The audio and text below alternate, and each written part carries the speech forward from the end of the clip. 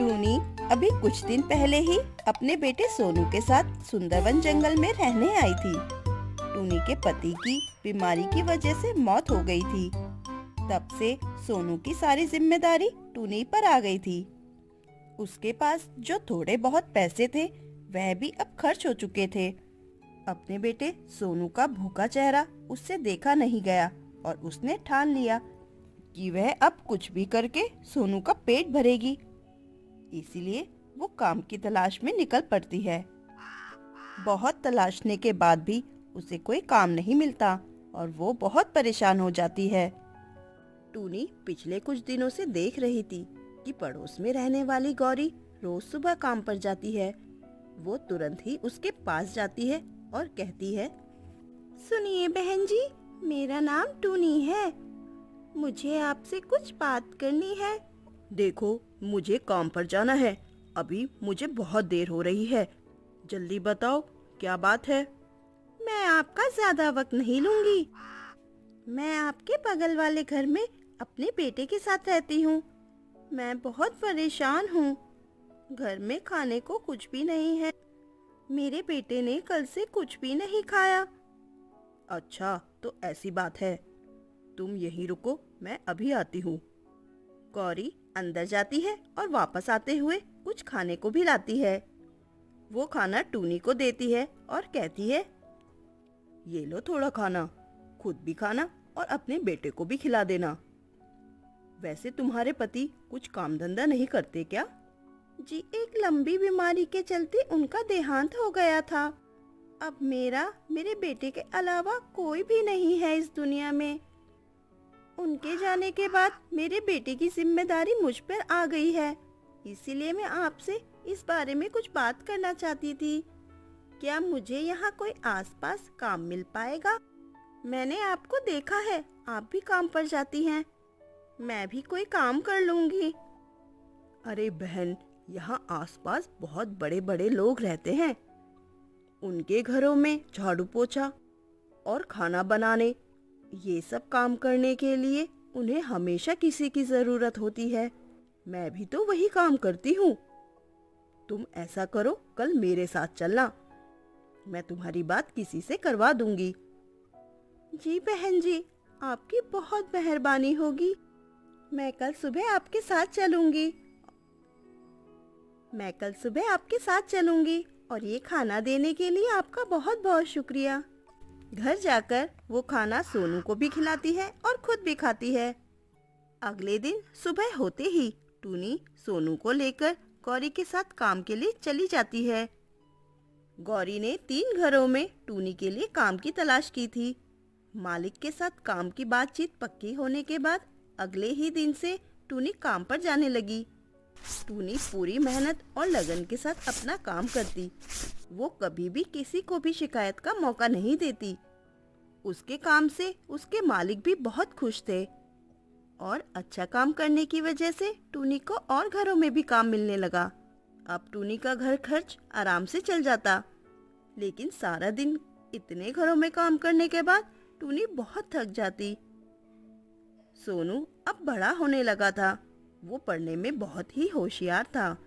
दिन भर अपनी माँ को मेहनत करता देख उसने भी ठान लिया था कि वो भी पूरी मेहनत और लगन से पढ़ाई करेगा और एक अच्छी नौकरी कर अपनी माँ की सारी मुसीबतें दूर कर देगा। एक दिन थक हार कर काम से लौटने के बाद जब टूनी घर आती है तो वो हैरान रह जाती है। घर एकदम साफ सुथरा था और खाना भी बनकर तैयार था। सोनू, ये घर का सब काम किसने किया? माँ, ये सब मैंने किया है। आप पूरा दिन काम करते करते थक जाती होंगी। आपके लिए इतना तो मैं कर ही सकता हूँ ना। अच्छा, मुझे तो पता ही नहीं चला मेरा बेटा इतना बड़ा कब हो गया। पर बेटा, तुम्हें ये सब करने की कोई जरूरत नहीं है। ये सब मैं देख लूंगी। तुम बस अपनी पढ़ाई पर ध्यान दो। हाँ माँ, मैं जानता हूँ आप सब कुछ कर सकती हो, पर मैं आपको करने नहीं दूंगा। देखना, जिस दिन मैं पढ़ लिख कर बड़ा आदमी बन जाऊंगा तब आपको कोई भी काम करने नहीं दूंगा। इतना कहते ही टूनी की आंखों से आंसू बहने लगते हैं और वो झट से सोनू को गले लगा लेती है। टूनी सोनू का एडमिशन एक बहुत अच्छे स्कूल में करा देती है। स्कूल की फीस और बाकी खर्चों को देखकर टूनी और मेहनत करती है। अब वो बहुत से घरों में काम करने लगी थी। घरों में जाकर खाना बनाना और साफ सफाई करना, इन सब के बीच में उसे खाना खाने का भी समय नहीं मिलता था। कई बार तो वो खुद भूखी रह लेती थी। धीरे धीरे समय बीतता गया। सोनू अब 12वीं कक्षा में आ गया था। सभी पक्षी ट्यूशन जाते थे, लेकिन सोनू की कभी हिम्मत नहीं हुई कि अपनी माँ से ट्यूशन के लिए पैसे मांगे, क्योंकि वो जानता था उसकी माँ उसको बिल्कुल भी मना नहीं करेगी, लेकिन वो उसकी ज़रूरत को पूरा करने के लिए अपना काम और बढ़ा लेगी। इसलिए सोनू सोचता है कि वो पूरी मेहनत से पढ़ाई करेगा। फिर एक दिन टूनी मिठाई लेकर गौरी के घर जाती है। दीदी, दीदी कहाँ हैं आप? जल्दी आइए, एक बहुत बड़ी खुशखबरी है। अरे टूनी, क्या हुआ? आज तो तू बहुत खुश है। हाँ दीदी, आज मेरा सोनू पूरे जिले में प्रथम आया है। क्या क्या सच कह रही है टूनी? ये तो बहुत ही खुशी की बात है। हाँ दीदी, आज मैं बहुत खुश हूँ और आज सबसे पहले मैं आपसे अपनी खुशी बांटने आई हूँ, क्योंकि अगर उस वक्त आप मेरी मदद नहीं करती तो आज मेरा और सोनू का पता नहीं क्या होता। अरे नहीं टूनी, ये सब तो तुम्हारी और सोनू दोनों की मेहनत का नतीजा है। चल अब जल्दी से रसगुल्ले मुझे दे, मैं भी बहुत खुश हूँ। सोनू का पूरे जिले में सम्मान किया जाता है और आगे पढ़ाई के लिए उसे विदेश भेजा जाता है। MBA की पढ़ाई करने के बाद उसे एक मल्टीनेशनल कंपनी में मैनेजर का पद मिलता है। जब सोनू को पहली तनख्वाह मिलती है तो वो सीधा टूनी के पास आता है। ये लो माँ, मेरी पहली तनख्वाह। ये सिर्फ आपकी वजह से ही मुमकिन हो पाया है। आपकी मेहनत के लिए जितना भी शुक्रिया किया जाए उतना ही कम होगा। मैं बस इतना कहना चाहता हूँ कि अब कल से किसी के घर में काम करने की आपको कोई ज़रूरत नहीं है। आप बस घर में रहकर आराम करोगी, ठीक है? टूनी की आंखों में खुशी के आंसू थे। उसने उन पैसों को माथे से लगाया और कहने लगी, बेटा, सबसे पहले मैं इनमें से कुछ पैसों से भगवान को प्रसाद चढ़ाना चाहती हूँ और कुछ पैसों से मिठाई लेकर उन सभी मालिकों को देखकर शुक्रिया अदा करना चाहूँगी। उन्होंने इतने सालों तक मुझे काम दिया, पैसे दिए, जिसकी वजह से हमारा घर चल सका। जरूर माँ, मैं भी आपके साथ चलूँगा और उन सभी का धन्यवाद भी करूँगा। अगले ही दिन दोनों माँ बेटे उन सभी घरों में गए जहाँ वो काम किया करती थी और सभी के घर जाकर उन्हें मिठाई देते और उनसे खुशी खुशी हाथ जोड़कर अलविदा लेते हुए धन्यवाद देते। अब टूनी के सारे सपने पूरे होने लगे थे।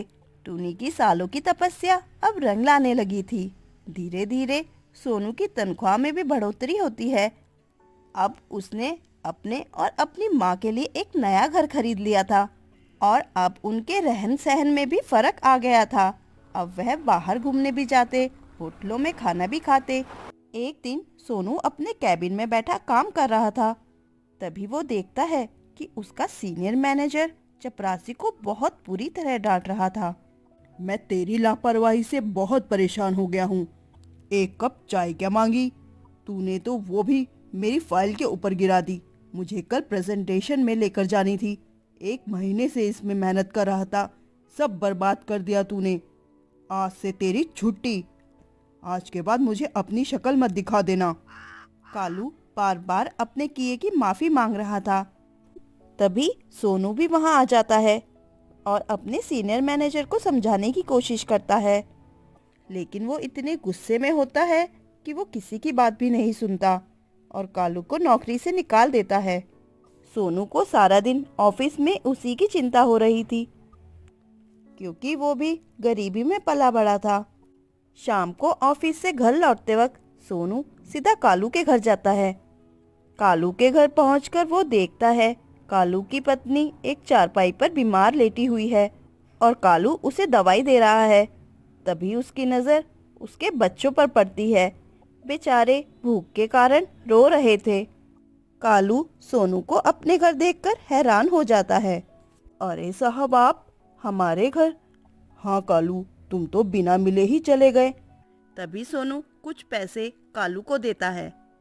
अरे साहब, इसकी कोई ज़रूरत नहीं है। कालू, मुझे मत रोको। बच्चों को कितनी भूख लगी है।